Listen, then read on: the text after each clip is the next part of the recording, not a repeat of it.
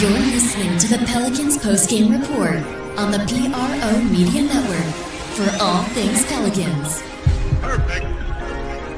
Fly Pelican, fly Pelican, fly Pelican. And I tell them that. Fly down, I'm a Pelican forever. Yeah, ain't gon' lie, I feel flyer than I ever been. We stay ballin', this New Orleans, I'm a Pelican. It's going down in the nest, wild, wild west. Come in town and you best, show us some respect. 3-point threat, I better make it rain. If it's something, don't jump stupid like your ankle sprain. Always said, never hate the player, hate the game. Jumper where the dame late, punch a train. Post game, big Q, talking about business. Bird gang, YouTube, they ain't flocking with us. Lock up the division mission, get into the finals. Finish competition, then it's going win the title. I know this flyer than you can get. Such a threat that the ref just might call a tag. You could double, you could press, but you can't check. Right, left, slide by you like a Eurostep. Fly Pelican, fly Pelican, fly Pelican. And I tell them that birds of a feather flock together. Fly down, I'm a Pelican forever, Pelican forever. And never, and never, and never, and never, and never, and never say birds of a feather flock together. Yeah, fly down, I'm a Pelican forever, Pelican forever. All right, shout out to the fam for all things Pelicans. You're now tuned into the Pelican post-game report. I'm Big Q on this episode of PPR. Shout out to the fam. Appreciate y'all for joining us for this episode of PPR. The Pelicans, man, destroyed by the Suns, 121-98 in Phoenix, man. The Pelicans fall to 2-8, 1-6 on the road. The Suns go up 6-5, 5-1 in the road. Total disaster, a disaster of a game. Willie Green's press conference will be coming up momentarily. But shout out to the fam, man. Appreciate y'all for being in this one, man. Another blowout, and we back at what we are been, and we'll see how things are going, man. Already anyway, so let's get into it, man. DC, are you there? How you doing, brother? Oh, I'm here. I'm doing exactly how I was doing the last show, Q. See, this is why I wasn't excited. This is why I ain't want to give them no credit. This is why I ain't want to get happy about no fucking moral victories. And this is why I called you out on your bullshit. Sound like Willie Green. Talking about, give them credit. They played hard. No, I didn't. No. Look, what happened tonight?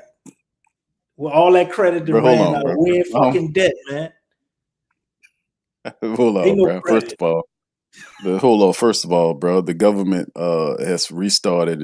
They passed the bill, so the government is back running again, which is weird. Look, we ain't switched over to cryptocurrency yet. We still using dollars and fiat currency. Okay? So number one, you mentioned it. We still getting loans and all that, and the credit ain't being set. Now, first of all, bro, I said about effort, DC. Tonight is a whole nother different kettle of fish altogether. They got an F for the effort. They got an F for effort tonight, bro. That's true. That's different than what we talked about in the previous matchup. Let's delineate between the two. All right. So anyway, listen, bro. Go ahead and dog on it, bro. You got the mic. You come up in here with your chest sticking out, talking mess. Go ahead and finish it up, bro. You got it. Man, my chest always sticking out. They ain't never tucked in. But look. Another horrible effort by none other than Mr. Willie Green tonight. Wasn't Yves Missy returned from injury? And he logged 0 minutes. Isn't that a little peculiar? No, it's not. Thought that was a little odd, right? But no, it's not. It's not. Nonetheless, Willie slow to adjust Green. He did the same thing tonight, man. But the amazing thing about tonight is Devin Booker didn't drop 40 on us, Q. It was Grayson Allen. Grayson freaking Allen, no. Fucking Allen, man. It's clear, bro. These dudes, they give up. They give up, man. They don't want to play for him, bro.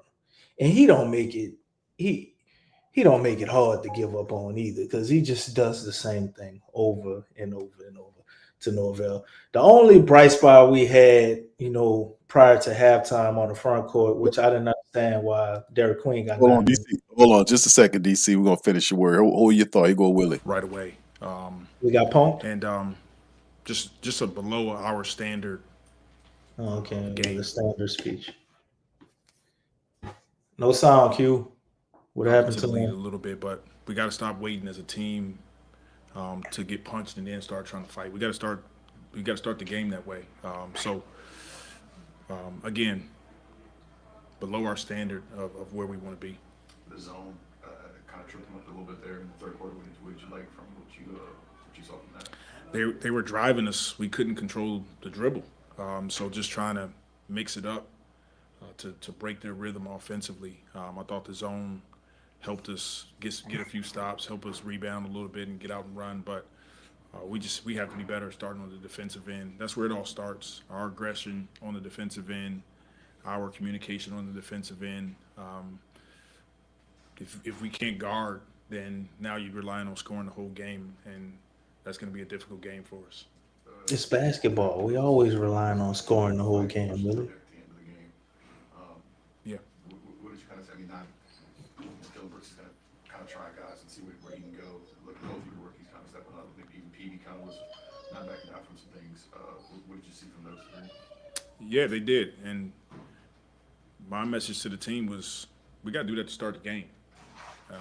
I'm good with if that's who we're going to be, but we have to make a decision that's going to be our identity to start the game. We can't wait and let teams get up 15, 20 points, and now we want to, show our toughness and show our ability to be aggressive. And so a good learning experience for us. We'll continue to go watch the tape, try to learn from it, but again, it's just below our standard. Fears, look, you were about to put, I think it was Carlo was going to come into the game late. Presumably, I think Fears was going to come out. I think it looked like he kind of asked to stay in the game at that point. Was that what it was at? Yeah, he wanted to play, and for our young guys, it's a great experience for them to try to go out. And my message to them was, win the quarter, win your minutes. Don't take this time for granted. And so he's continuously learning, continuously getting better. Again, these are learning experience for this young team. And just going back to Eve, I know he was sick. Was that kind of why he Yeah. didn't want to put him in there? Yeah. He hadn't really had a practice yet.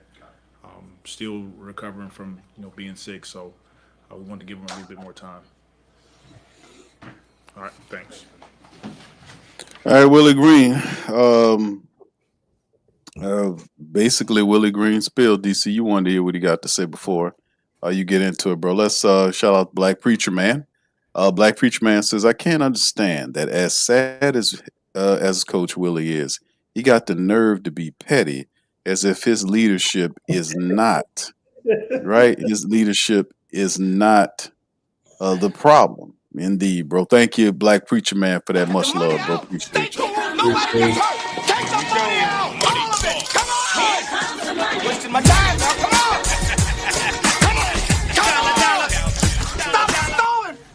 That's the message that we sending to Gail Benson, man. Stop stalling, man. Get up off the tank and let that man get his comeuppance. Let Joe Dumas send him to the unemployment line. But DC, go ahead, bro. Thoughts on the comment as well as the presser. Oh, the comment was spot on, man. Just a lack of accountability. If Willie was truly accountable, we would have heard from him for the last time tonight because he would have just resigned at the podium. But he ain't gonna do that. You know what I'm saying? He just gonna keep on chugging along and giving us these recycled ass bullshit ass speeches. I just wanted to hear because I wanted to hear if he was gonna say we got punked. I want to see if he was gonna bring that same speech back, but he didn't really look all that disappointed by tonight. I guess maybe he expected to get his ass whooped. But I was just saying earlier before he started speaking, I couldn't understand why we didn't have a lot of Derek Queen minutes earlier in the first half, and Carlo played pretty damn well in the first half, and we come out after halftime, and Kevon Looney is there to start the game for some odd reason after providing nothing. So it's just, more of the same, man, more of the same. And at this point, you almost got to be a fool to expect anything different. So go ahead and present them team statistics and let's I guess chop up this debacle. Yeah, and the debacle it is, DC, because and we talked about it prior to the broadcast, and I'm gonna kind of read a rumor report about the Pelicans' current situation, hopefully to bring a little clarity, if anything, but just mostly rumorville. As some of the top guys like Joe Dumars and Troy Weaver and decision makers are not present to be asked questions, which is very interesting. Anyway, the numbers 34 of 83, the Pelicans were 41% flat versus the Suns 39 of 78 for 50%. Pels with 10 for 32 from downtown for 31.3%. The Suns were 19 of 43, 40, or for over 44%. Pelicans went to the foul line 26 times, converted 20 of them for almost 77%. Suns were 24 of 31 for 77.4%.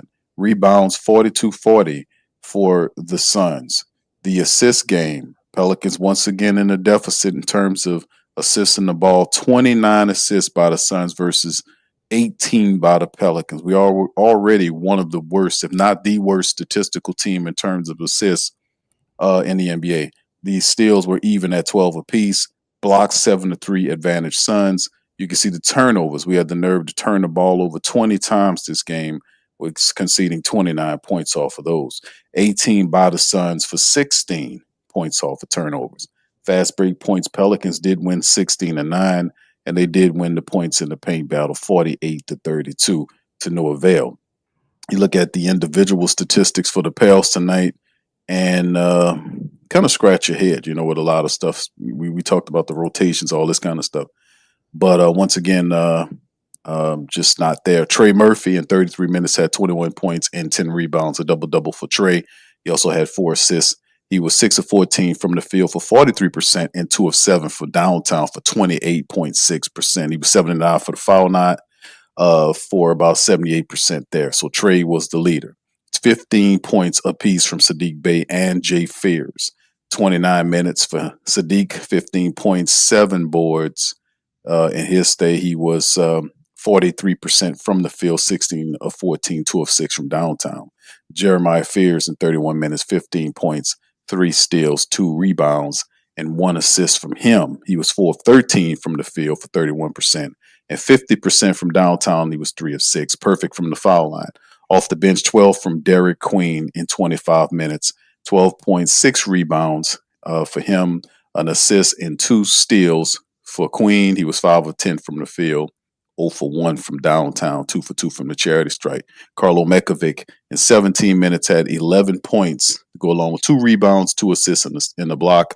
He was 80% from the field and 1 of 2 from downtown, 50%, 2 for the foul line from him. Jose Alvarado got 23 minutes, 8 points from Jose, 3 rebounds, 4 assists, and 2 steals from Jose Alvarado. Peavy got in the game for 16 minutes, gave 4 points. And the board, Jordan Hawkins played 16 minutes and gave 1 point in the game. And he continues to struggle. Jordan Hawkins continues to struggle shooting the ball. He couldn't hit a field goal, 0 for 3 there, and he missed 2 3-point shots. He was 0 for 2 there, and all he assisted was a rebound. So Herb Jones in 29 minutes, he finished with 7 points and 4 assists with 2 boards. Not effective offensively, and pretty much that was the makings of what the Pelicans done. Kevon Looney, to throw him in there, not much of anything offensive, 16 minutes, 2 points, 6 rebounds, 2 assists in his time frame there, not much really shaking from him. Eves was there, but not allowed to be played by Willie Green.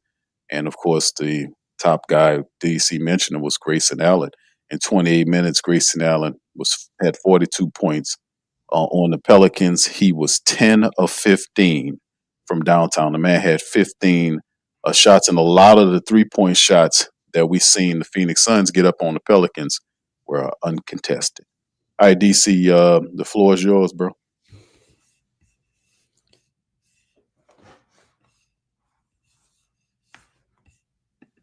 All right, DC, you there? Floor is yours, bro. Can you hear me? You know. All right, cool. Well, I mean, as you can see tonight, I mean, what can you be encouraged about, really? I'm trying to look for a bright spot, but there ain't really nothing to see. The Pels, they score under 100 points, right? They lose the third quarter only by 1 point, right? You want to be positive about that? They had a 19-point second quarter, which is crazy. You allow Grayson Allen to get a career high, and then shit, Trey is the only person that got 20 points. So he did that on pretty efficiency. You know, man, this one of them you just kind of just go ahead and move on, man. Like I really can't dig anything too positive out of this. And we already know all the negatives. But looking at the starting lineup of Jeremiah Ferris, Sadipe, Trey, Herb, and Looney, like there ain't really much to expect. I definitely would. You got to move one of these guys out of starting lineup. By Wednesday, Willie Green's gonna have to do something and shake something up if he actually wants to win a game. Which, like you said, Q, if we're looking at the next 5-game stretch or so, we see what the Pels got. I don't know when the next game gonna happen that we can win one. Let's see. What's the next 5 we got? So we got Portland's up next. Portland Los is up Angeles. next. I want to see the next 5. You got Portland, you got the Lakers, you got Golden State, Oklahoma. Oh my God! Like I don't see why you. How could he I don't see why. possibly make it to Thanksgiving? I'm saying that's what I'm saying. I don't see why you looking that far ahead. I mean, they're not going to win any of these games. Not that I I think. don't even think they're gonna beat Portland. I mean, the easiest game you would say if there's such a thing would be at Dallas. And then they got Atlanta and Chicago, Memphis. Chicago's playing well. Memphis is having some stuff going on. And then they go back to Golden State and Los Angeles. And there's 2 Minnesotas, and that's in the December. So if it's just this string of games, and logically, I can't say what Gail Benson is what the Pelicans are going to do because it's too things going on there. We know that the discussion to deal with Willie Green was brought by Joe Dumars and his general manager, because Troy Weaver, by all intents and purposes, is the general manager. So you have those guys. They're not guys that are supporters of Willie Green. They tolerate him because the owner is there. She is the lone component to why he's here.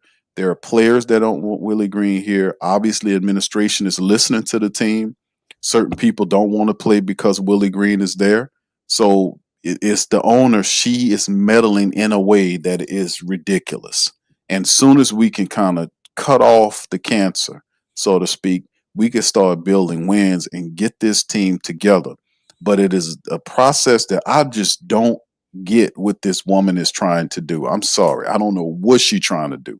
It makes no sense to me why she's meddling in the situation. The team is underperforming and she is in the way trying to pretend like she know what she's doing, and she don't know what she's doing. So I don't know when it's going to happen, but there is some rumors. We'll talk about that. But go ahead, DC. Go ahead and look at your stretch of games, bro. I think she can't be well, man. So something's going on. Oh, she well enough to cash checks and pay for shit, bro. She's perfectly healthy. She doesn't know. The Saints and Dennis Allen, right? Like, why do you keep going down the same road? You made the same mistake keeping Alvin Gentry, and you could say, like, you made the same mistake firing Stan Van Gundy. So I don't know, maybe she think about, because we fired Stan Van Gundy and got Willie Green. I think it would have been a lot better off if they'd have just rolled out Stan Van Gundy's contract and got another coach. So it's like you've had these issues with coaches, and you just to continue to be this willingly stubborn, and you just put your team in a situation where they could pretty much just mess up the whole season, and it's impossible for them to contend for anything.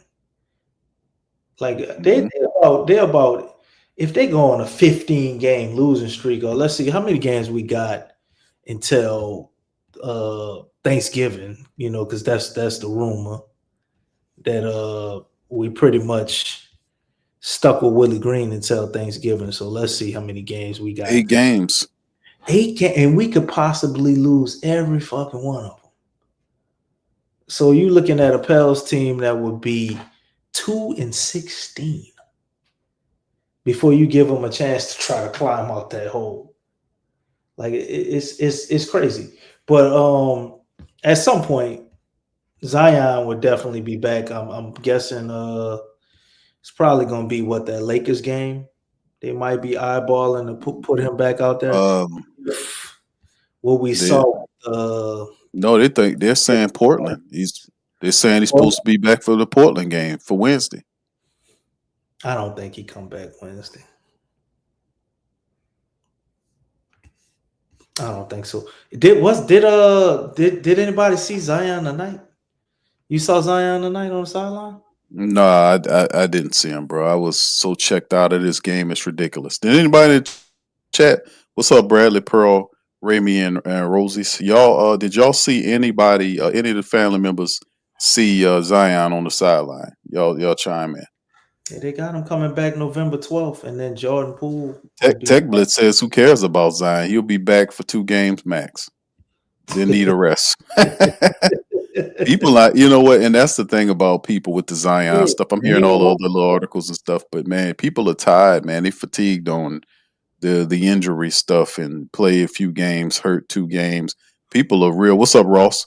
People are really just fatigued on the Zion injury front because there were a lot of people really defending them, bro. They saw him out there. B-Mac, what's up, bro? B-Mac said he's seen him. Okay. Slim saw. Jaden said he's seen him too. Okay. He said Zion was bleamed out on the sideline in street clothes. All right, Slim saw. But I get it. People sick of that, and he probably would be back 2 games max. He'll come back, he'll play, they win a game, and Willie Green's still there. He hurt again. He ain't lying. But that's what I want to see, Stacey. I want to see Zion and Queen play together. I want to see what that tandem looks like. But if we do strike lightning in a bottle with that, I guess you really don't want that to happen under Willie Green, right? Because whatever happens, and they actually find something, they're gonna give his stupid ass credit for that, and we know it's not. So man, it's almost like every time we get up here, especially this season, you're just waiting for them to pull the Band-Aid off, and they just refuse to do it. They keep getting in the tub with that funky ass Band-Aid and just keep trying to put it. It's damn near sliding off but they just don't want to pull that last piece of I think DC, I think is like we said when the last year was over with, coming into the off season, and now into the end season this year.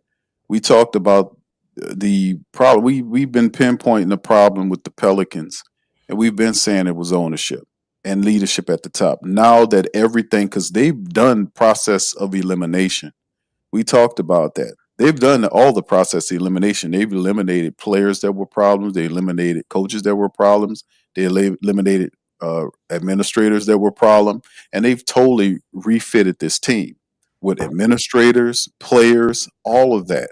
Now that we see the main issue is the ownership, which we talked about. Now people are seeing it on Front Street. How do you expect real change to happen if you don't allow the people that's running the team to bring their own personnel? Because the only untouched aspects of the Pelicans team outside of the training staff is the coaching staff under Willie Green. Now, they did add one of their guys to the coaching staff, but Joe Dumars and Troy Weaver would love to get rid of Willie Green and bring in their establishment man. And we know it's Malone. But the problem is that the ownership is stupidly backing a coach who has lost the team several times. He's never gained them back. He lost them last year. He never gained them back. They got players who don't have a history of not playing for coaches that are upset with the guy, that don't like him. And what does he do to ingratiate himself to those players? He doesn't play them because they liked something on social media. So what's going on here is quite obvious. The players know it, and it's bad for morale. But this is the issue. Now you guys see the cancer is really the ownership. The cancer is the fact they don't have any vision. The cancer is they want to make money as opposed to doing it the right way.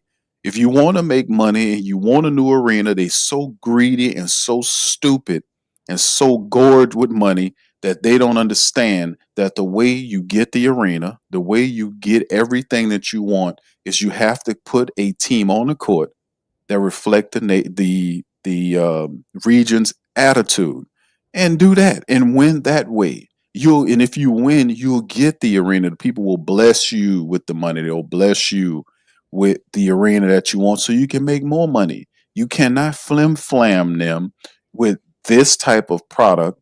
Then the owner gets in the way, and she's not even qualified to do that. She's not even qualified. So it's an exercise of power because she likes the guy and she's getting in the way of the team winning. The problem is, like, they had to force a meeting where, okay, we'll give him some extra time. There is no need for him to have any extra time. What you're doing, you stupid woman, you. No disrespect to my sisters out there and all the ones that listen, but I'm talking about this idiot. This is the problem. You are destroying the season. You're wiping out this season. The team is going to be woefully underperform. They're going to be in the minus so far so that they're not going to be able to catch up. You're destroying the season and the prospects of the season by getting in the way. But this is what we have to deal with the faithful. So yes, the cancer is the ownership, in which we've been talking about for years. So yeah, it is what it is. But go ahead, DC. Yeah, man. It's just the same thing over and over and over. You would think at some point they would just be able to look at their past mistakes, man, and correct them. But one thing at a slow ass time. Like it's just like everybody else is in the basketball future, and we stuck in our basketball past. But fortunately, I think we finally at the end of our rope. Once you get Willie Green out of here, I think the sky's the limit for this team, and things will turn around. But it's at this point, it's just, will it be too little, too late? You're running out of time. You can't keep sitting here and sitting through this dude and blowing off potential wins. What do you guys think the record would be coming out to start the season if the Pelicans had a competent coach? Not even a Hall of Fame level coach, just a competent coach, and it's not Willie Green. Me, myself, looking at them with their 2-8 right now, I would say they could be at least 5-5. At the very least, they could be 5-5 with just a competent coach, man. You got 3 show wins out there that you just left on the table with Willie Green as your coach. If the competent coach is a little bit better than expected, you're looking at possibly 6-4. You know what I'm saying? 7-3, 8-2, that's a little ambitious, but I think max would probably be 6-4, 7-3. You know what I'm saying? With another coach. And that's a whole different ball game than 2-8. The trajectory of the team, luckily, you can't say the season is just over. I mean, in the West, things are a little crazy right now. They're not. People aren't running away with the West like they normally are. If you don't count, OKC, you got the Spurs, obviously, Denver, and the Lakers. Everybody else, it's kind of manageable. We 2-8, but it's like we're only 4 games back. Like it ain't, you got Minnesota at 7-4, but everybody else just sitting at 6-5 and 4 wins and all of that. Memphis is going through it, but they still in the 10th spot right now. If it all was said and done today, they'd be in the play-in at 4-7. So before everybody catch their groove, man, and the West really takes off, because you got a couple of teams that look like you're going to be out of their stratosphere. If you're looking at the Lakers, San Antonio, Denver, OKC, we meddle around with this for another 4 or 5 games, our chance of even thinking about contending could be out the window, because who knows what the Rockets are going to do, Minnesota, or the Warriors, if all these teams start really going on winning streaks. Nobody ain't really hit no major winning streaks yet, other than the Thunder. They only got 1 loss, but we running out of time, man, to have something salvageable to be able to watch. I give it about 5 more games, man. After that point, after about 5 more games, if they haven't fired Willie Green, the season may truly be a total and utter complete disaster. The longer they hold on to him, the more likely it is that we probably have to blow everything up and just move forward with our young core. And then if that does happen, I have to ask myself, was that the plan to begin with? Are we purposely sabotaging the team? No, I wouldn't say that, bro. I mean, I don't think it's a case of that at all. I just think it's a leadership Keeping Willie Green, it almost guarantees you a loss if it comes down to coaching. So like you have to understand that. I mean, but it's unlike in most teams. Like you have a Pelican team that wants to win, right? They DC they want to win, but you have guys here that don't believe in the coach because the system doesn't work. Willie Green is not a good head coach, but he's protected by ownership, by the owner, and she doesn't know. She's just backing him because he's a nice guy, not because he's a good coach, which is 2 separate things. You could still give the man a job within the organization if you like him that much. But at least, let me just give him this job. Like, give him a job as a scout or put him somewhere else that he's not coaching the team. If you like him that much, but having him stuck as the coach and the team is struggling under him and you can't understand that, I don't see how you can reach her. So the discussion was what we talked about here about Joe Dumars having internal discussions about a coaching change. The discussion was him talking to her to let her know we got to have some. We can't. Joe Dumars he's trying to win now. He's really trying. That's what these moves are. So it's not like a schizophrenic thing going. I guess it is, so to speak, to competing or separate interests. And Joe Dumars, like, I know I've studied this team. I know what we need. We need an attitude shift, and we need these type of players.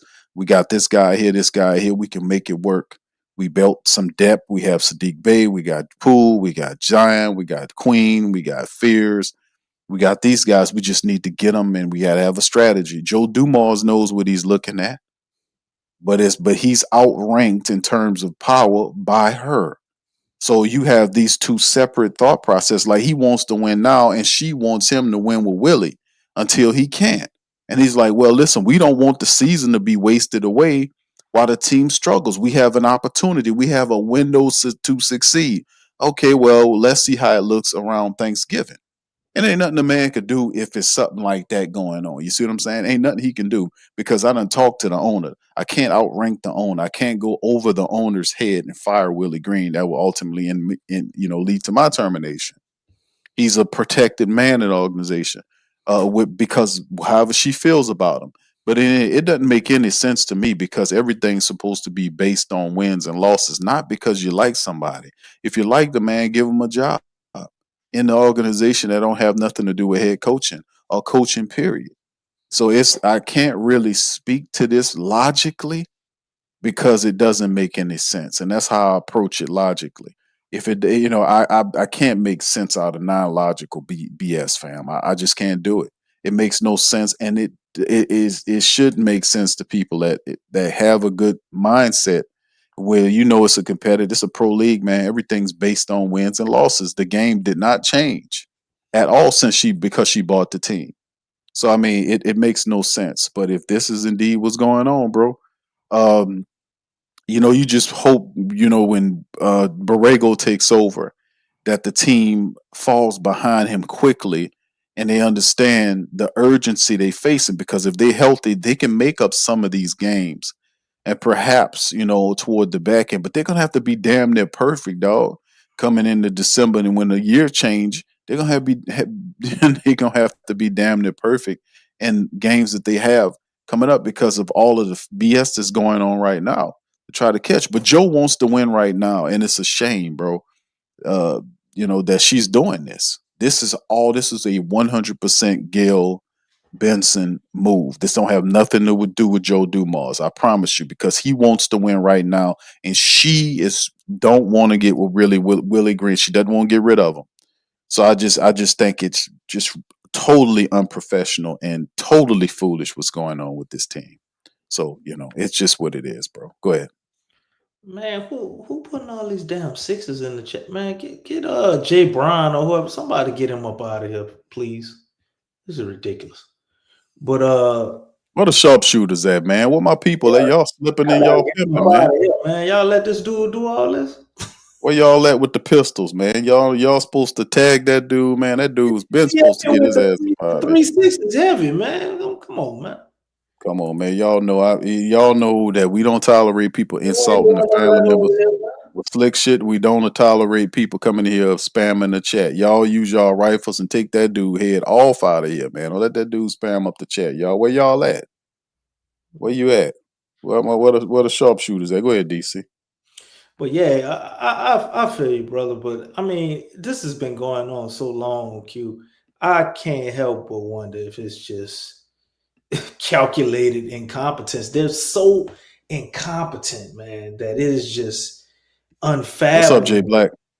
That there isn't a level of intention to them being like this, man. Like, you're gonna see when the final shoe drop. Like if something crazy happens out of this, the answer will provide itself. But I don't know. At least for me, I can't take it off the table, man, because it's just how long have we've been pretty much been saying fire Willie Green since after his second season, bro. I know, bro. It's terrible. Shout out to Preacher Man. He says all because Willie's coaching for peanuts. Is it that, bro? I mean, it has to be, because that's all she cares about is the money. She did that, and she did the same thing with Elvin Gentry. So it is a pattern, Preacher Man. With the money, they don't like paying out the money. They try to feel like they can make the coach. My thing is this: if you fire, hold on, DC, just a second, DC. Let me go ahead and play the music for Black Preacher Man. Thank you for the super chat, bro. Stay cool. Nobody gets hurt. Take the money out. All of it. Come on. Wasting my time now. Come on. Stop stalling. Shout out to you, bro. Thank you, man. Go ahead, DC. Man, I'm saying it can't be just about the money, because if you fire Willie Green and he's not here this year, you don't have to go out and get another coach. You can just promote from within. Yeah, it will be short one assistant coach, but they'll be all right. Like no money don't got to come out of pocket. You cannot get the coach till next year. It ain't like you got to sign Malone or next year, unless she's trying to hold on to Willie Green to see if he can have a winning season, so you can justify, so you can re-sign this clown. Like, you want to get another contract for peanuts? If that's the case, then okay, I get it. But losing him this year don't cost you no more money. I mean, you're gonna have to pay him whether he stay or whether he go, but your team can perform better. You can get more games if you get some games after the season over, playing games, playoff games. That's more money in your pocket. Higher ticket prices too. More people will show up if the team is actually good. More people will buy merchandise. I don't understand ownership that don't care about winning, because look at all the winning organizations. They all generate more money. Or don't you want more money? If you win, you get even more money. Like, I don't get it. It don't make sense, man. But some people, man. But I can't help but just scratch my brain and start looking at some of the conspiracy crazy talk about them moving the organization or whatever, because it's like, there's no reason for this team to have to be this bad. Absolutely no reason. Yeah, it's a clear separation between the Saints and the Pelicans. We can see, at least with the Saints, that they're actually trying and they do stupid stuff. But with the Pelicans, it's like, man, it's very simple fixes. And they just never do. Yeah, Black Preacher Man, according to the research I got, bro, and they're sourcing this from a European website. I don't know how accurate it is, but it's saying Willie Green's salary as a head coach of the Pelicans in 2025 is approximately $6 million per year. This figure makes him one of the higher paid NBA coaches and reflects his role in managing the team. So this is what they're saying. They're saying, I don't know how accurate this is because I know at one time it was like 1.2 or something, 1.2 to 2 million. I've heard the $3 million figure. This figure right here, where they're saying is 6 million. I don't know if it's the $6 million, but I know they did give him an extension. David Griffin gave him an extension before he left. And they're different things saying anywhere between $2 to $6 million. What I seen one is saying that he's making $3 to $5 million. So they're saying anything between there. So I don't exactly know per se exactly what he's making. It's just approximates, because a lot of information is not released. The Pelicans is one of several organizations that don't release how much they plan paying their head coach. They did that with Dennis Allen. That's a practice they do all the time to absolve themselves from criticism. If the team fails, then you would know what the coaches make. The Pelicans and the Saints organization leadership does that all the time. So that's basically what I seen. All right, Tech Bliss said I want to see Coach Carter talking like that to the Pels. Jay Black said Willie needs to be investigated. Gambling, throwing these games, or Willie and Gail got a little Junger fever going on. Oh my God! But I'll tell you one thing. Jay Black. Yeah, Willie is he got him a woman, man. So Willie better chill out if that's what he doing. Sean said the Saints of New Orleans, they have a far bigger. He was working late. Q. Say again. What said DC? All he gotta say is he was working late. Yes, right. He technically not lying.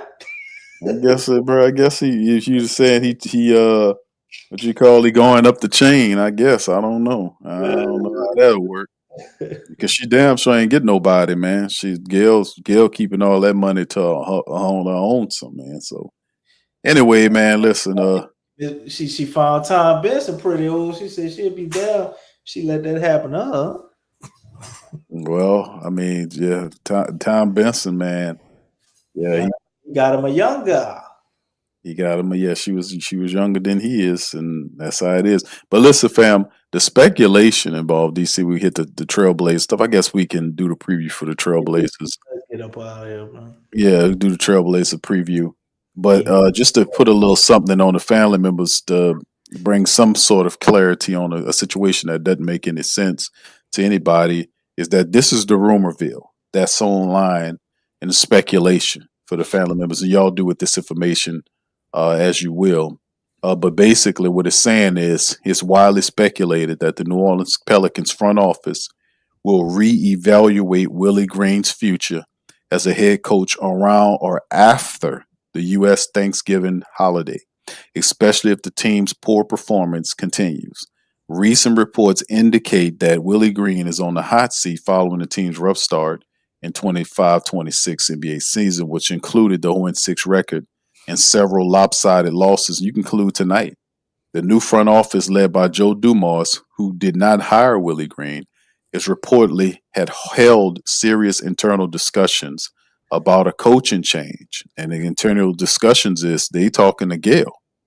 Now, that's the only reason why he's still here. Now, while the exact timing of any potential decision is not officially confirmed, some reports from late October suggested a reevaluation could happen after the team's 3-game road trip, which we already passed, which concluded around November the 6th.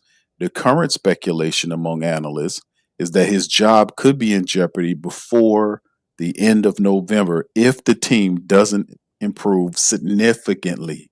In short, there's a strong possibility that a definitive decision on Willie Green's coaching future will be made around the Thanksgiving timeframe.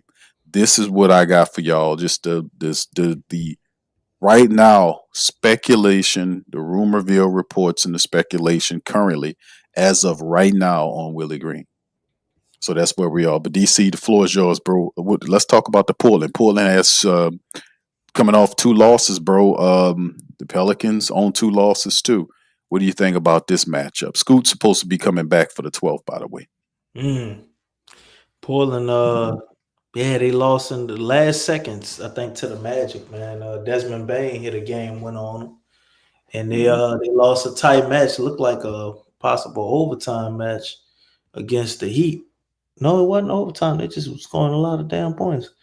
But Portland, they didn't came out. They didn't got rid of Chauncey Billups' old point shaving ass, and they've been balling, man. You know, they got Tiago Splitter over there. And yeah, I remember Tiago.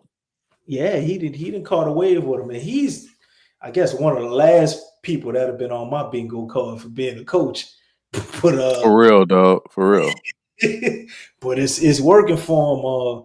And I could chalk that Magic loss up, you know, because that it's just a last second buzzer beater, and they were in the slump too. Magic ain't been playing all that well, but they 5-5 on the year, man. This team made to be played with, and not only that, for some odd reason, Portland always just seems to have our number.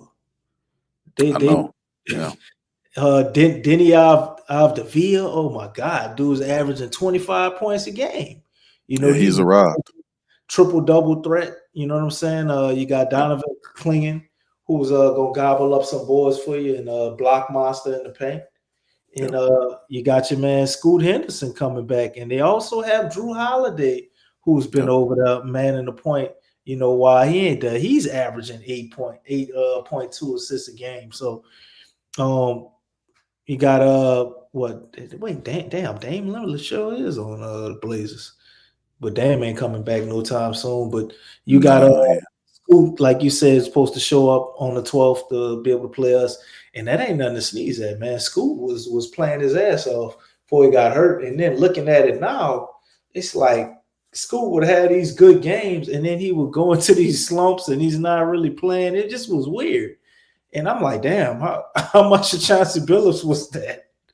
So Scoot might come out, and this dude might drop 30 on you. You know, they still got Jeremiah Grant over there. Let's look at their whole roster, Q. Because the Blazers, they got a lot of talent, man. They do, bro. They're talented. Denny Avdija, you know what I'm saying? You got Jeremiah Grant, Donovan Clingan. You got the Chinese center who everybody was hyping up in the summer league to Derek Queen put him in the blender. Yang Hassan, Scoot Henderson, Drew Holiday, Caleb Love, not sure who he is. Chris Murray. Yeah, he's pretty solid too. Yes, the brother. Go ahead. I'm gonna pause while you go ahead and say your shit. You got 18 points a game, bro. Ain't nothing to talk about on that. He handling business, though. Okay. And then Robert Williams is still over there as well. And Matisse Thybulle. This is a nice collection of solid players. In a lot of ways, they kind of remind me of the Pelicans a little bit, except that, you know, they don't have like a Zion or exact superstar level player, if you want to count Dame Lillard, even though he's hurt. But they just have like really good players sprinkled all throughout the roster at various positions. And it'll take, as you can see, a smart strategic coach to be able to utilize this roster, man, and he can make something out of this. You know what I'm saying? So I don't think we win this game, Q. And as you can see, if Lex was here, she would say for gambling purposes only. The matchup indicator don't believe we gonna win this game either. Indicator been pretty accurate this year, though. Yeah, I mean, shit. They say we're gonna lose every game. We're gonna keep going with it till we start winning. But I'm not sure Zion returns on the 12th. I would be surprised, but if I'm not mistaken, you've been looking at these dates. It don't seem like anybody. Well, actually, he's returned on the exact date. Right? Yeah, actually, DC they've been actually all right. They've actually been pretty been pretty reliable as of late. Because I remember when we were playing San Antonio, it said that Foxy was supposed to come back on the 8. We Oh, played him I'm on the talking 7. about for us. Yeah, yes, We yes, held yes. to a different standard. And, other teams, the people be like, they ain't coming back for 2 weeks, and we're gonna give it a go No, against we the Pelicans. They no, come back. we actually been all right, but there's something else going on. Like we talked about Jordan Poole, the stuff that happened with Jordan Poole, the stuff that happened with Eves. It was illness and all this kind of stuff. And then Jordan Poole don't like Willie, and then all of a sudden he has an injury. Eves, did what he did online, and all of a sudden he has an illness. Zion, it's rumored that Zion is at odds with him too. So I mean, all of a sudden he has a hamstring issue. That's So got it's crazy, crazy locker room there, man. He's all I, types I, I, look how the fan base is. Look how the family base is. The fan base is toxic. They're up. It's an up and down weird feeling because people want to win, but they're capped in their excitement. Like how you are. You like, man, this is a talented team. We can do some damage in the West, but not with Willie Green there. The team is governed. It's like a governor on the truck that keeps you from going too fast. That's what Willie Green is, and he's dampening, the excitement of what the team could be because he doesn't have he doesn't have the structure, he doesn't have the knowledge, he doesn't have anything that the person needs to have to take the team to the next level. And it's just sad because they know, bro, like but they got to go through it. You see what I'm saying? They don't want Willie Green there. We know they don't, bro. I know Jordan Poole. Jordan Poole don't like him. I guarantee you Jordan Poole went to talk to Joe Dumars. I guarantee you Zion Williamson and Eves Messi is talking to Joe Dumars and Troy Weaver about their relationship with Willie Green. And this is a split right in the team, and the man just got here. And this is because of the ownership. The ownership is not on par with the people she hired to guide the team. She's in the way, and it's destroying everything. So, I agree with you. I think this will be more than likely. This is probably going to be another loss because Portland, number one, plays the Pelicans regardless. They play them well, whether they're here or there. They playing really well. They match up well with the Pelicans, and they have one of these situations where they got a bunch of hustlers on their team. They got guys that can score. Drew Holiday is there. He gonna lock you up. Shadian Sharp gonna dunk on him. Klingon is down there doing his thing. So, it's gonna be interesting to say the least. And if they get scooped back, that's just over the top. So I don't know if the Pelicans can muster up enough to go at them, especially when some of their top guys missing. Zion's supposed to be coming back. Jordan Poole is still out. So, like I said, it's just a weird feeling that the entire Pale Nation is underneath, knowing that, hey man, this guy keeps getting protected, and guys like Malone got fired last year. Guys like Taylor Jenkins got fired last year, and this idiot is still here. So it's just a real weird feeling, bro. I mean, I'm sick of Willie Green being here. He knows he can have a 30-point blowout. He can have another 30-point blowout, and they'll still have him up there coaching. This is absolutely insane. So this is where we are, man. I'm gonna be honest with you. I never seen nothing like this before in all our years of covering this team. I've never seen anything like this. I've seen people made bad decisions on head coaches, but ultimately they got fired later on. But I've never seen something where an owner protects the head coach because she likes him, not because he wins, but because she likes him. And even though it's spoiling and destroying the team, I've never seen anything like this. This is a first for me. Never seen anything like this. This is completely psychotic. Absolutely, bro. Absolutely. Yeah, man. Willie Green apparently he must know how to do one thing right, bro, when it comes to his business. Because how else do you make sense of it, bro? It's that boy putting that nose somewhere where it don't belong. Boy, you wrong for that, DC. Man, what is it? It's either that or it's planned incompetence, bro. Like, what's going on? I don't know what it I is. didn't think about it. Maybe that's why Alvin Gentry was such a nice man. Oh Lord. That's not good. Starting to see a pattern here, Q. Willie made it a lot longer than Alvin Gentry, though. Oh man, Willie got 2 extra years on you. Gentry was about 3 years. I don't know what it. Yeah, no, Gentry got 1 year. No, He no, got no, one. about 3.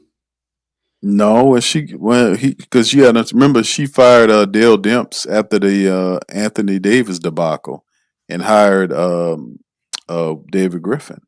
And Griffin came in and he was supposed to swing the deal that Demps had soured. Remember, Demps was supposed to get the deal with the Lakers that included with your boy Kyle Kuzma and I think Kuzma was supposed to be at a deal that he wanted to send for Anthony Davis, and that would have actually been a sweet deal for the Pelicans. That would have really They had a just better deal than it the was one David Griffin had. well. That's because that was the one that Magic Johnson offered Dale Demps, and Dale Demps was supposed to keep it under wraps because He didn't obvious reason. want to tear Yeah, up the team because they because wasn't do it during the season. right because he had this. This was and Dale Demps spoiled it and leaked it that Magic Johnson was trading these particular players, but it was actually a pretty decent trade for him to do. And this idiot didn't make it, then leaked the trade. And I remember Magic Johnson was so pissed about that. Years later, he went on First Take and he said Dale Demps leaked it because that's the reason why he left. He lost the team. People's, he lost the trust of players. He had to leave, and then later on, Rob Pelinka picked it up. And that's how Rob Pelinka got it. That's how Magic left because of that. It just destroyed the relationship he had with the players on the team because none of them knew they were subject to be traded. And then later on, when Griffin got it, all he did was do the Magic Johnson deal without Kyle Kuzma. It was no imagination involved whatsoever. This guy was just a talking bureaucrat. And he just fed you a bunch of BS for the 5 or 6 or 7 years or however long he was here, in which you can't really blame him from Griffin. For Gentry, because Gail Benson told him not to fire. She did the same thing. So 1 year he failed since she gets rid of he was allowed to get rid of Gentry, and then he hired Stan. Then 1 year Brandon Ingram runs Stan off because Ingram was against the point Zion thing, making Zion the man. So he runs Stan off, and then he hired Willie Green because he was cheap. That's the reality. That's how Willie Green became the head coach of the team. That's just the history of it. Because he was cheap. Remember, they had to pay off Elvin Gentry. They had your boy Stan for a multiple year contract. They had to break Stan off and settle with Stan, and then they had to hire a new coach to replace Stan.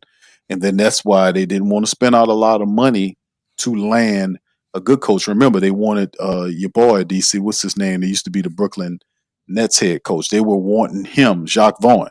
They was trying to get Jacques Vaughn as the head coach, and Jacques was talking to him and was interested until they told him, "Listen, okay, Jacques, we want you to be the coach, but you have to take on all these assistant coaches from the previous man." He said, "No, I ain't doing that.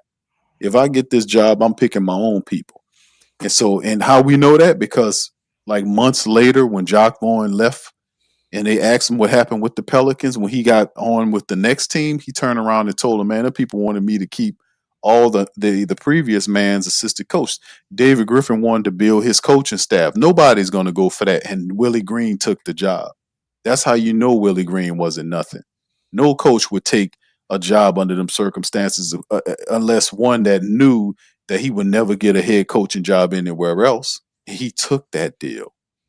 That's how he became the guy. And then later on, last year, David Griffin, who hired him, went to Gail to fire him. And she said, "No, we like Willie Green. We want to keep Willie." And then she began the wheels to get rid of him.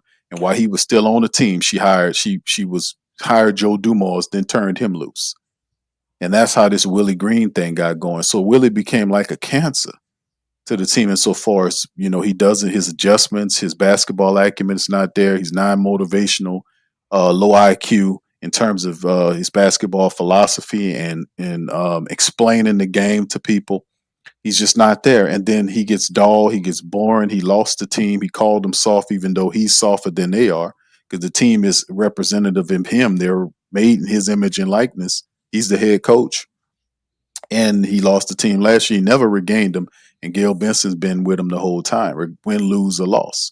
more losses than anything. But this is how it ended. This is where we've been. And as you can tell, that little breakdown from a historical standpoint, that's what's been the problem. It's been leadership, a lack thereof, stupid ownership, hiring the wrong people. And I can actually go back further than that, but it's always been management and leadership. It's not that hard. We've been saying to them for years, the easy way to win is go to winning organizations and get their assistants or guys that's underneath a guy. Go to San Antonio and get the assistant general manager. Go to OKC and get the assistant general manager. What you do, you go to Boston and get the assistant, whatever. You see what I'm saying? The assistant administrator to the man that's billing it. Go to Miami, where, whatever, however you go, wherever you go to organizations that year after year are competing and that are competitive and have a culture of winning. You go there and you hire from their administrators and allow them to bring that philosophy to you. These people kept doing the wrong stuff year after year. That it's just not that hard. But look where we are now. But truth shows itself, and it's showing you that this is her. This is the ownership getting in the way of the team developing, and this is where we are. But DC, that's my last little spiel, though. I don't think they're going to win this game either, man. I really don't know what to think about this whole situation. It's just ridiculous to me. But we got a tough bunch of games that's coming up in Portland. Is the first of 5 at home. I want to say Portland, LA, Lakers, Golden State, OKC, and Denver ended up on November the 19th. So it could very well be, sheesh. The Pelicans are already on a 2-game losing streak? Willie Green about to be in the blender for real. You might as well call this shit the slaughterhouse. It's about to go down, bro, because they're 1-8 right now. Right. They're 2-8. They're 2-8 right now. They can very well lose all 5 of these games. Bro. He ain't gonna be able to make it out of that, bro. They're gonna have people that fire Willie Green signs. They're gonna be booing him the whole 9, bro. He's not gonna be able to make it out of that. I don't know how it happens. That's if you actually got people in the building.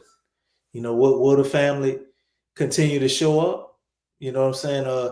That'll speak loud as well. If they get on there, I'm sure one of these games got to be a primetime game because they're playing a lot of good teams. Well, they did that slate of games, DC. That's a holiday slate of games. The skeleton uniforms are supposed to wear. What game is that? That's probably going to be a big deal. Well, most of the holiday games do well in New Orleans. A lot of the people be out there, go to the games. And right now, it's really cheap to go and see the Pelicans play. Even the Lakers, the Golden State, OKC, Denver's, the tickets are really cheap right now. Like you can look right here. They got tickets. You can see the ticket prices right here on the side here of the game. For Portland, tickets as low as $10. For the Lakers, tickets as low as $40. For Golden State, Lakers tickets as low as $32. And for OKC and Denver, they got tickets as low as $14. The tickets are really cheap. Just beyond that, that's the nosebleeds, obviously. But the regular price, like I talked to you about the lower bowls on some of a game last week, that was actually one of the last home games. They were a lower bowl seat for like $200 for 4 tickets in the lower bowl. So right now the tickets are cheap because the team is losing so many games. And they're not going to spend. That's another caveat too, fam, on top of the stuff I just gave y'all, is the fact that it's also rumored that she's made the decision, and this is just not for the Pelicans, but for the Saints, who she owns too, is to be super conservative in terms of the money that they're spending out. Because David Griffin spent a lot of money hiring coaches and all this kind of stuff, and they're going to a more of a conservative approach under Joe Dumars and under Kellen Moore. So they're not going into doing all of the other spending and all this kind of stuff as they kind of still try to renegotiate the arena deal and try to get the upgrades in the arena, being that they can't get the new arena. They're trying to get the upgrades and try to figure out the way to get extra money so they can kind of update the suites and try to maximize as much money as they possibly can out of the Smoothie King Center. That's their number one priority right now. Dennis Lausch had that interview last week where when they were asking about how these teams are struggling, he immediately pivoted to the arena deals and the business that they were doing, because they see that as priority number one and getting the arenas deals done so they can make more money. They're interested in improving any kind of way they can the suites in the Smoothie King Center so they can max out on revenue. That's why they want the new building, because they can be able to kind of build those suites in there, and that's where the real money is, and that's what the NBA's been pushing on. So this is some of the philosophy of what these people are doing. They're not going to try to break the bank. They're trying to conserve now, which is really interesting. But that's just rumorville right there. Yeah, but nonetheless, man. Let's see what the Pels do Wednesday, Big Q. We that much closer to finally getting this dude up out of here, because at this point, man, I think everybody patience got to be wearing thin. Can't take too much more of this shit, bro. I damn sure can't take another year of watching this with Willie Green, because we just gonna watch basically the whole Pelicans franchise implode if they decide to keep him, especially beyond Thanksgiving. But shit, beyond this week, man, things are looking bleak, bro. The Dairy Queen discovery high from that is definitely wearing off.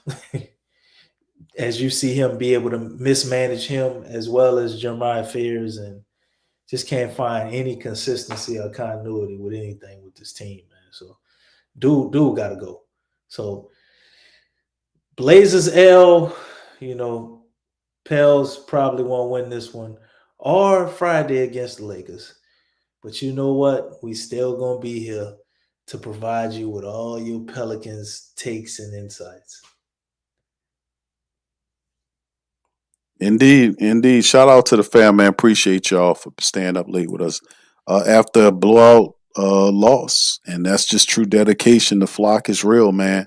The community represents. The faithful are real, man. We just, it's a shame that the team can't reflect the same energy that we give the team, man. It's just a shame, man. But look, shout out to you guys. Appreciate you, man. Y'all do us a service by smashing on the like button. Win, lose, or draw, the faithful is in the building, man, representing the Pelican Nation, even when they're getting dressed down and blow out by 20 and 30 points. We still here doing it, man. These are not fun streams, to be honest with you, but it makes it better, man, where we can be able to kind of have a place to blow off some steam, and the family members can kind of express themselves about what's really going on with the team. So we stand in solidarity. We won't compromise, man, and we want a winning organization. We want this team to do it the correct way. We want them to do the right stuff and fire people who are underperforming, who are not getting the job done. And let's get back to winning as soon as possible. Right now, as you see, I got the standings on screen. The Pelicans right now at 2-8, family. They're dead last in the Western Conference, man. They're dead last. They're underneath the Dallas Mavericks. And as you can see, the playing teams 1 through 10, you can see right there the playoffs, and the playing teams from 7 to 10, and then the 9 playoff teams. That's where the Pelicans stand right now at 2-8. Just ridiculous. 1-7 in conference division. They're 1-3, and it's just we got to turn it around. Minus 13 in the differential. It's just ridiculous, man. It's just low ball, bootleg, low base. Bullshit basketball, man, that we saying, and we deserve better, man. So with that being said, I'm out, man. Listen, appreciate you guys for chiming in on the show. Hit that like button, hit the sub button if your sub button's not lit up, fam. Like I said, been getting messages. A lot of people watch PPR, but you got to make sure you smash that sub button, man. Make sure your sub button is lit up for PPR, man. And also hit that little bell. There's a little bell there for the notifications for PPR updates, as well as PPR final and PPR previews, as well. You get all that stuff. Shout out to our supporters, man, in the chat, the Pelican faithful flock. Y'all can join the channel, man. Like so many of the great names that you see in the bottom of the scroller, these are the dedicated family members to PPR. And with that being said, shout out to you guys, and I'm gonna holler at you. And me and DC out. We're gonna holler at you on the next one. Peace. Go Pels. You're listening to the Pelicans postgame report on the PRO Media Network for all things Pelicans. Perfect. Fly Pelican, fly Pelican, fly Pelican. And I tell them that. Fly down, my Pelicans forever. Yeah, ain't gon' lie, I feel flyer than I ever been. We stay ballin', this New Orleans, I'm a Pelican. It's going down in the nest, wild, wild west. Come in town and you best, show us some respect. 3-point threat. I better make it rain. If it's something, don't jump stupid like your ankle sprain. Always saying, never hate the player, hate the game. Jumper where the dame late, bunch of train. Post game, Big Q, talking about business. Bird gang, YouTube, they ain't flocking with us. Lock up the division mission, get into the finals. Finish competition, then it's going win the title. I know this flyer than you can get. Such a threat that the ref just might call a tag. You could double, you could press, but you can't check. Right, left, slide by you like a Eurostep. Fly Pelican, fly Pelican, fly Pelican. And I tell them that birds of a feather flock together. Fly die, I'm a Pelican forever. Pelican forever. And never, and never, and never, and never, and never, and never. Say birds of a feather flock together. Yeah, fly die, I'm a Pelican forever. Pelican.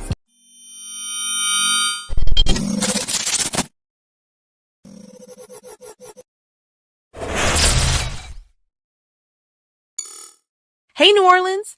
Whether you're catching up on Saints news at Jackson Square, checking Pelicans scores in the Garden District, or staying updated on LSU while grabbing coffee in the French Quarter, there's one place that keeps you connected to everything that matters in our city. From Bourbon Street to the Superdome, from Preservation Hall to the Riverfront, New Orleanians are staying in the know with the whodatdaily.com. Your daily source for Saints, Pelicans, LSU, and all the sports, music, and culture that makes our city special. At work downtown, at a game in the Dome, or just relaxing by the Mississippi, wherever life takes you in the Big Easy, you can stay connected. Because when you're from New Orleans, you don't just live here. You stay in the NO. That's stay in the know. Visit the whodatdaily.com and never miss what matters most to Who Dat Nation. Stay in the NO, you stay in the know. Welcome to the Pro Shop, where we create authentic, NOLA-inspired clothing for men, women, and children. From Saints jerseys to Pelicans gear, everything's crafted right here in New Orleans. Whether you're shopping the Pro Shop, the Pel Shop, or the Pro Shop Kids, we've got your whole family covered with genuine merchandise that represents our city's spirit. Check for links in the description section below.